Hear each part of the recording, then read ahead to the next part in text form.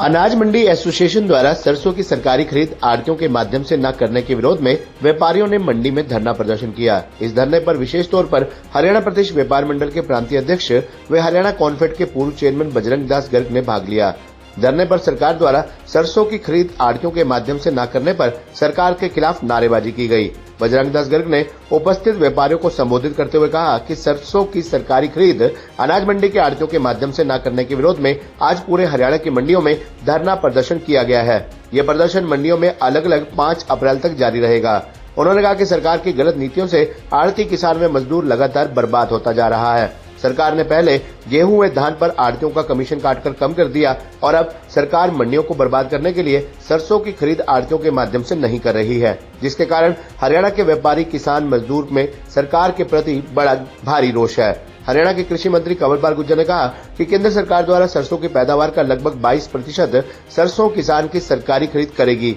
अगर सरकार 22% सिर्फ सरसों की खरीद करेगी तो 78% सरसों किसान को मजबूरी में औने पौने दामों में बेचनी पड़ेगी, जिससे किसानों को बड़ा भारी नुकसान होगा। उन्होंने कहा कि सरकार को किसान की हर फसल पहले की तरह मंडी के आढ़तियों के माध्यम से खरीद करनी चाहिए और सरकार को आढ़तियों को पहले की तरह गेहूं व हर फसल खरीद पर आढ़तियों को 2.5% दामी देनी चाहिए, जबकि आढ़ती सरकार को मार्केट फीस, वेट कर, income tax, GST, excise duty, licence fees आदि हर प्रकार के टैक्स अदा कर रहा है। अगर आढ़तियों को फसल खरीद पर आढ़त नहीं मिलेगी तो आढ़ती मंडी में दुकान करके क्या करेगा? ये बहुत बड़ा चिंता का विषय है। मंडी में हजारों व्यापारी, लाखों मजदूर, ट्रांसपोर्टर, मुनीम आदि सीधे तौर पर जुड़े हुए हैं। अगर मंडियां बंद हो गई तो लाखों लोग बर्बाद हो जाएंगे।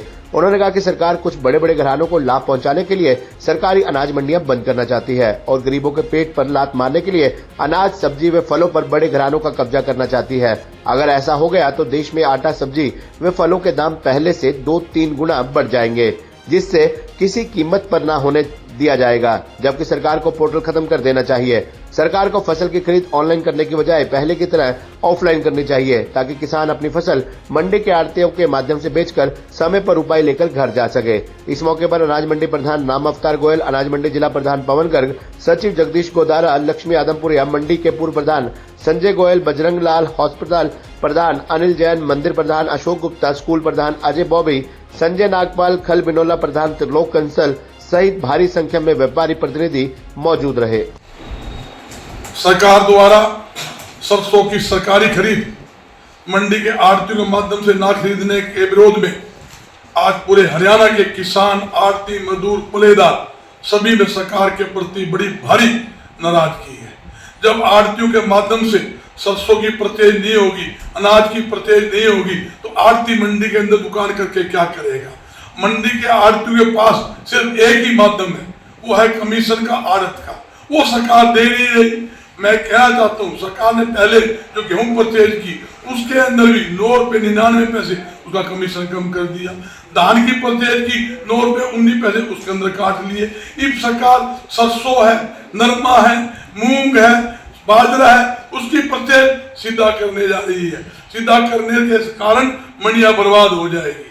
सरकार जो है प्राइवेट मंडियां चालू करना चाहती है, सरकारी मंडियां बंद करना चाहती है। सरकार बड़े बड़े 5-7 घरानों को लाभ पहुंचाने के लिए अनाज, सब्जी, फल के व्यापार के ऊपर उनका कब्जा करवाना चाहती है। वो हम किसी कीमत पर होने नहीं देंगे। आढ़तियों ने करोड़ों रुपए यहाँ मंडी के अंदर लगा रखे हैं। सरकार ने मार्केटिंग बोर्ड बनाकर मंडी काटी हुई है। 40,000 लगभग मंडी के अंदर आढ़ती लहसन परिवार काम कर रहे हैं, लाखों मजदूर काम कर रहे हैं, मुनीम काम कर रहे हैं। अगर मंडियां बंद हो जाएगी, मंडी के माध्यम से अनाज की परचेज नहीं होगी तो सारा वर्ग को बड़ा भारी नुकसान होगा। आढ़ती, किसान, मजदूर बर्बादी के करार पर आ जाएगा, जो सरासर गलत है।